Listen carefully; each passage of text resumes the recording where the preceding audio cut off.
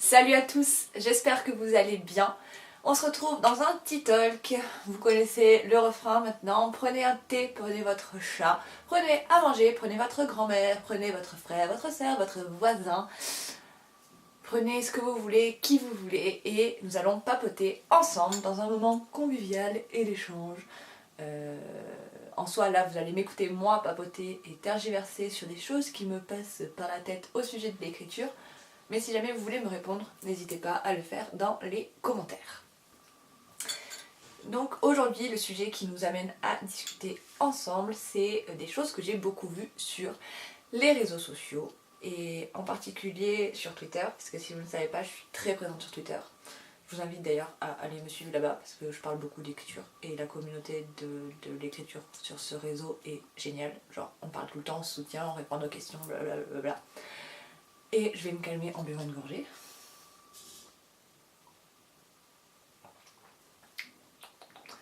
Et donc en fait, ce qui revient souvent, c'est le fait de ne pas se sentir légitime d'être un auteur. D'avoir l'impression en fait de ne pas être un bon auteur, ou pas l'impression d'être un auteur tout court. Et ça revient souvent parce que en fait, on a tout un mythe autour des auteurs. Donc ça, il y a tous ces clichés dont j'essaie de parler un peu sur les vidéos du dimanche là que je poste sur les clichés.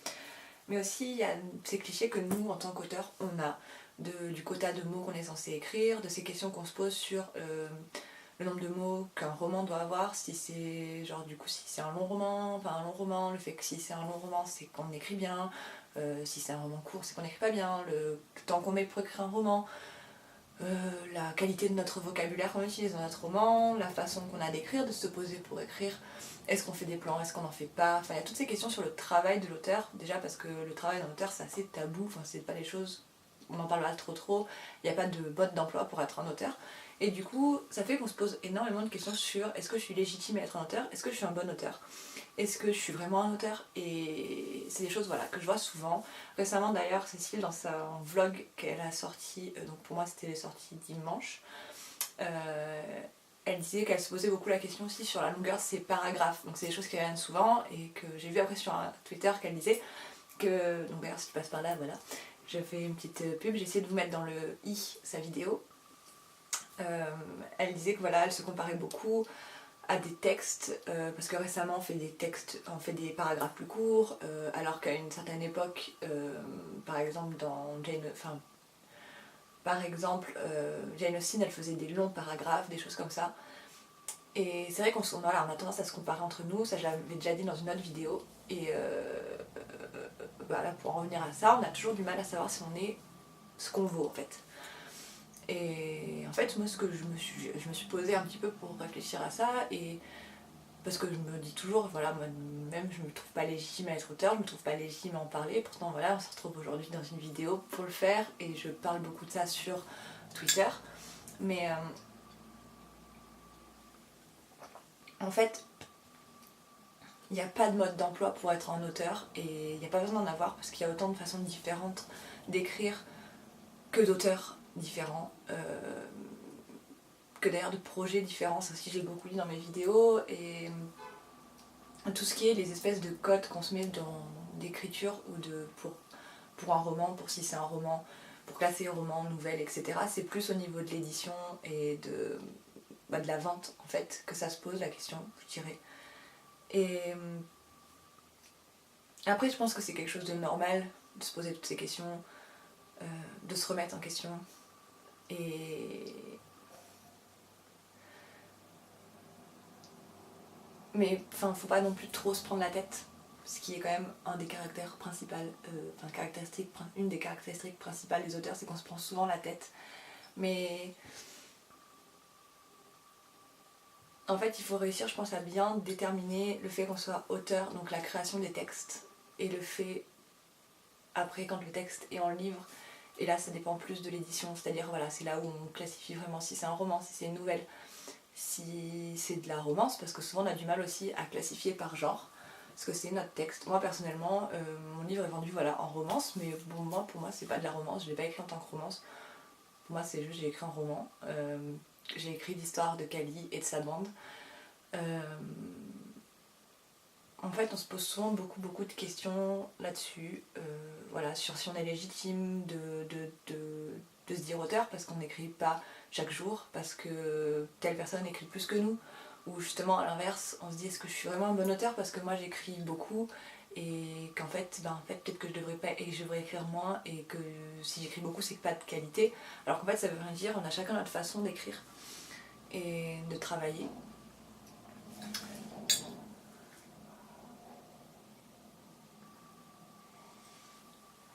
Après les questions voilà, qui reviennent souvent comme j'ai pu les dire tout à l'heure, c'est combien de chapitres il doit y avoir, combien de mots il doit y avoir par chapitre, combien de mots il doit y avoir pour faire un roman. J'avais vu cette question passer et moi quand j'ai commencé vraiment à me lancer vraiment dans l'écriture, je voulais savoir aussi, parce que c'est des questions qu'on se pose tous à un moment ou à un autre, à quoi ça correspondait. J'avais fait des recherches sur internet et j'essaierai de vous mettre l'image là. Et j'avais trouvé ça, et l'autre fois je l'ai posé sur Twitter, et il y a quelqu'un qui a dit qu'elle se trouvait pas légitime du coup, et qu'elle avait du coup ces sentiments ce syndrome de l'imposteur en voyant ce nombre de mots. Ce que je comprends totalement, parce que voilà, ça fait quelque chose de gros, on se dit oh mais en fait ce que j'écris moi c'est nul parce que c'est pas beaucoup, ou à l'inverse on se dit bah moi j'écris trop, donc est-ce qu'on peut vraiment qualifier ça d'un roman, est-ce qu'il faudrait pas, enfin il y a plein d'autres questions du coup que ça entraîne, et en fait voilà, c'est que c'est très très flou le monde du livre, mais en même temps être auteur c'est juste faut juste pas trop se poser de questions et écrire. Et il n'y a pas de code en soi, parce que déjà les codes des livres à la mode changent à chaque fois que les modes changent. Ce que je veux dire, c'est que là on est en plein dans ce qui est plus romance. Après avant on a eu de la dystopie, avant on avait tout ce qui était vampire, et avec à chacun de ces mouvements littéraires on avait des codes qui allaient avec, ou autrement parlé, genre tout ce qui se faisait justement Jane Austen, elle n'avait pas les mêmes codes d'écriture que nous on a maintenant. C'était plus dans la description, c'est pour ça que les paragraphes sont plus épais, parce que les auteurs décrivaient vachement plus. On pouvait avoir 3 pages de description d'un tapis par exemple. C'est qu'un exemple, je critique pas du tout Jane Austen. C'était pas du tout la même façon d'écrire. Maintenant on est plus là, genre je veux que le lecteur il s'imagine lui-même le contexte. Et en fait c'est pour ça qu'il faut pas s'accrocher trop au code qu'on peut donner. Je vais renvoyer du coup à la vidéo que j'ai fait sur l'élitisme littéraire. Ces codes que les gens donnent, c'est plus, à mes yeux, de mon point de vue, des gens qui ont une idée précise de ce qu'est de la bonne littérature, sachant que pour moi toute littérature est bonne, à partir du moment où elle est bonne dans la morale, enfin qu'il n'y a pas de jugement moral dedans. Je sais pas si c'est compréhensible ce que je dis, mais ce que je veux dire c'est que écrivez comme vous le sentez, vous posez pas trop de questions, même si je sais que c'est quelque chose qui arrive souvent, que je dis ça et que moi je vais encore me poser la question tout à l'heure quand je vais me mettre à écrire en me disant oh mon dieu, est-ce que vraiment ça se fait de mettre un prologue dans un tome 2, ou est-ce que il faut que j'ai tant de chapitres à ce moment-là, ou est-ce que du coup il faut que tous mes chapitres aient le même nombre de mots, parce que ça c'est un tic que j'ai. Moi il faut que tous mes chapitres soient entre 2700 mots, 2800 mots et 3300 mots. Genre je peux pas aller au-dessus, je peux pas aller en dessous, et si mon chapitre n'est pas assez long ou est trop long, il faut que je le réécrive, que j'enlève des trucs, que je rajoute des trucs. Voilà, donc c'est des tics aussi qu'on a, des clichés qu'on a nous-mêmes sur notre propre travail, et des questionnements qu'on aura tout le temps. Mais il faut essayer un peu de passer au-dessus et d'écrire juste comme on a envie, de se laisser emporter par notre plume, parce que ces questionnements souvent prennent le dessus sur notre envie d'écrire, sur notre texte et notre façon d'écrire. Et pareil, on voit souvent la question de je crois que j'ai pas de style d'écriture, est-ce que c'est important? Je pense que dans le fond on a tous notre plume, qu'on le sente ou pas. Je pense que chacun, quand on lit un texte, on peut. Enfin, du point de vue extérieur, ça se voit. Donc, déjà, pour moi, à mes yeux, vous avez tous votre propre style d'écriture. Et du coup, ça sert à rien de se dire je l'ai pas, parce qu'à mes yeux, tout le monde l'a. Mais faut pas chercher en fait à trop se compliquer la vie en disant faut que je fasse telle figure de style parce que c'est comme ça. Il faut que chaque auteur ait un style vraiment waouh, qu'on le voit, on se dise c'est machin qui a écrit. Non, écrivez comme vous le ressentez, parce que l'écriture c'est vraiment une question de ressenti aussi. Je dis souvent qu'il faut avoir ce côté passion, ce truc qui vous prend dans le corps, ce truc qui vous libère, cette sensation vraiment d'être heureux d'écrire. Mais il faut se laisser porter en fait par son écriture, même si des fois ça peut être une torture l'écriture aussi, mais et là est toute l'ambiguïté de l'écriture. Mais ouais, faut pas trop se prendre la tête, et certes ces questionnements seront toujours là, mais évitez trop de les avoir. Et gardez à l'esprit qu'il n'y a pas de code dans l'écriture, il n'y a pas de mode d'emploi. Stephen King il a écrit un livre sur comment écrire, mais c'est plus des conseils que des faut faire ça, ça, ça pour écrire. En fait, de la même façon, quand on écrit, certaines personnes font des plans, d'autres en font pas. Pour être auteur, c'est pareil. Il n'y a pas de plan pour être auteur. C'est comme ça, vous écrivez et vous voyez comment ça se passe. Je relis mes notes pour être sûre de rien avoir oublié, ce que je voulais vous dire là-dessus. Mais ouais, à mes yeux, je vais boire un peu pour réfléchir les idées. On se compare tous à un moment ou à un autre au texte de quelqu'un d'autre, par exemple un texte favori. Moi je sais quand j'étais plus jeune, quand j'ai vraiment commencé à me dire je vais écrire des romans, quand je lisais un roman, je mettais des marque-pages dedans, avec écrit par exemple à telle page il y a le baiser, et du coup je voulais recopier un peu pour garder ce texte, enfin ce style. Je me souviens avoir lu Les Vampires de Manhattan, et dans Les Vampires de Manhattan, je sais pas si vous l'avez déjà lu, mais l'auteur décrit vraiment beaucoup les vêtements des personnages, et je voulais faire pareil. Et je me rappelle mes premiers textes, je faisais que ça.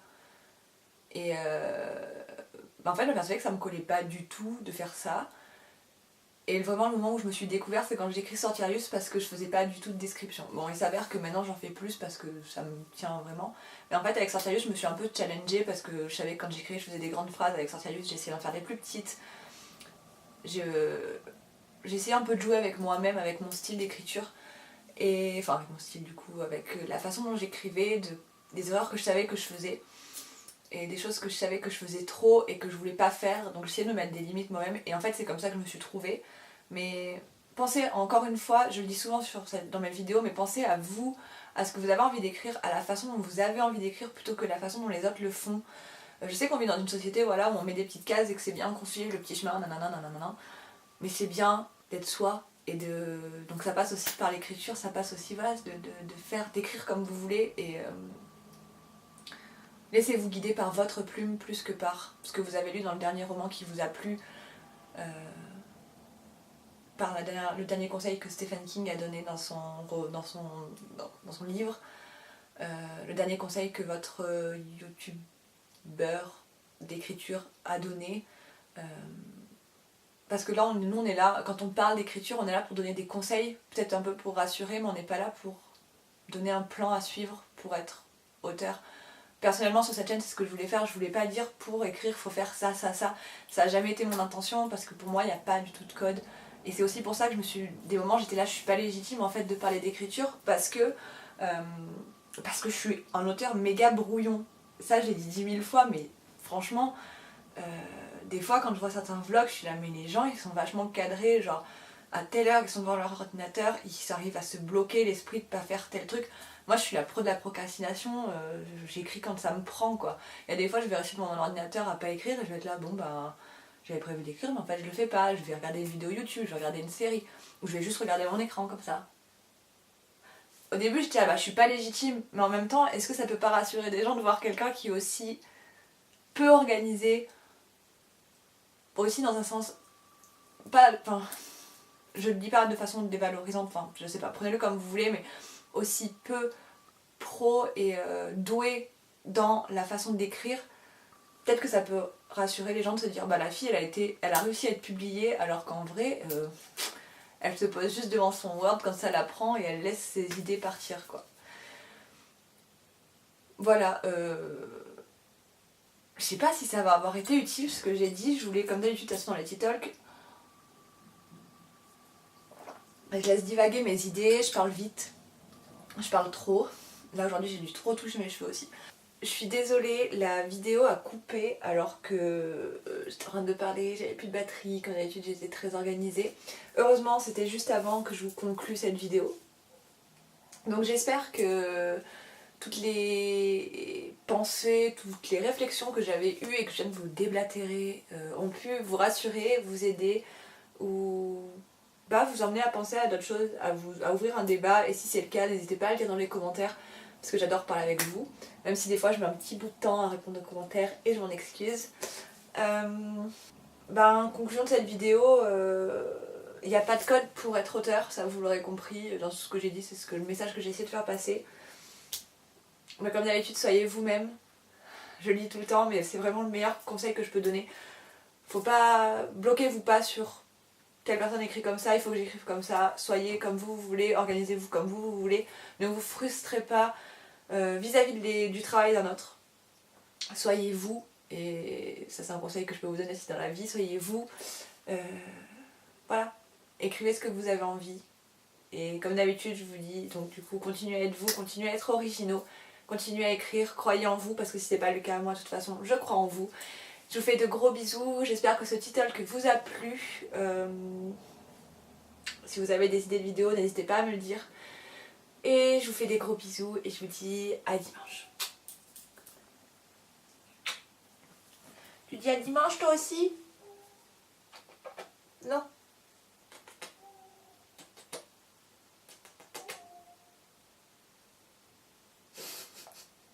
On dirait que t'appelles à l'aide. Mouah. Tant d'amour pour toi. Tu m'as mis des poils partout.